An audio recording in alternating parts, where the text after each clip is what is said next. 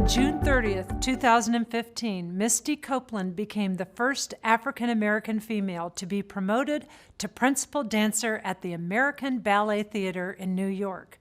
There is no question that Misty has incredible natural DNA talent, but it is a talent that may very well have remained dormant, left undiscovered by Misty and by the world, had it been based solely on her family's socioeconomics.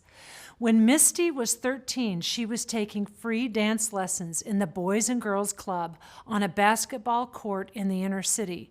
She was discovered there and made the commitment to start attending ballet school on a free scholarship.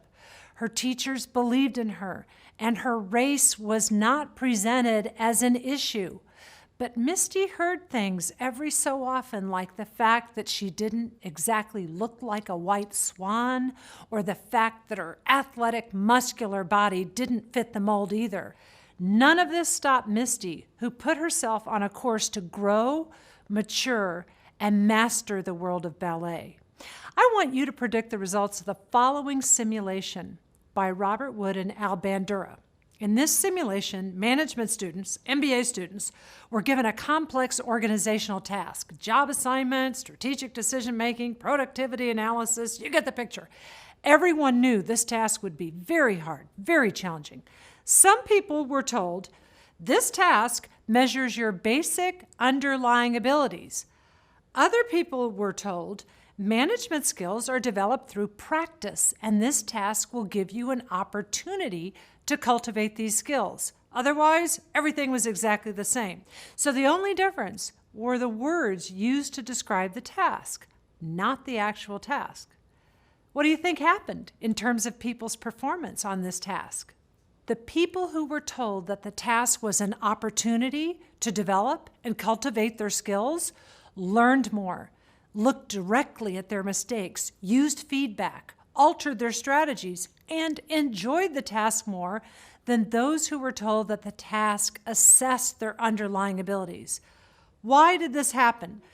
It wasn't because some people were more skilled or naturally better managers. They were randomly assigned to conditions.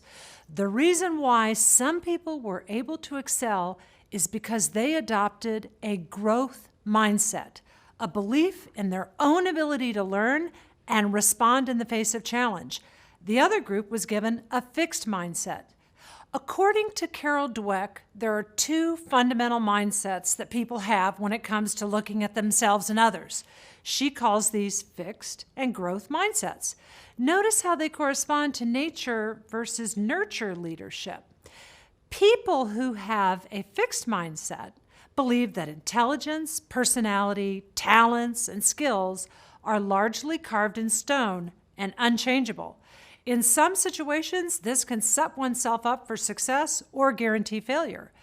People with fixed mindsets don't like trying new things because the risk of failure looms large. In contrast, people who have a growth mindset don't see intelligence, personality, talent, and skills as fixed or stable. Rather, they see themselves as having potential. And even more important, they see others as having potential. What are the implications of a growth versus fixed mindset? First, in terms of bouncing back from hardship, people who have a growth mindset are more resilient. Second, in terms of happiness, people with growth mindsets are happier and less depressed. Third, in terms of facing challenge and adversity, people with growth mindsets are more persistent. Let's talk about failure for a moment. Failures are unpleasant, but they grab our attention and focus us to integrate new information. According to post-traumatic growth theory, we should hope for exposure to failure early and often. Indeed, there's a sensitive period for growth in our late teens continuing through our early 30s, where we quite simply learn how to fail. Did you know that businesses in Silicon Valley and Wall Street like to hire ex-pro athletes because they can perform, fail, and learn without falling apart? Okay, let's sum up. When it comes to looking at ourselves and others, there are two kinds of mindsets, fixed and growth. As leaders, we can cultivate growth mindsets in our teams by how we describe challenges, as a test of DNA or as an opportunity to learn.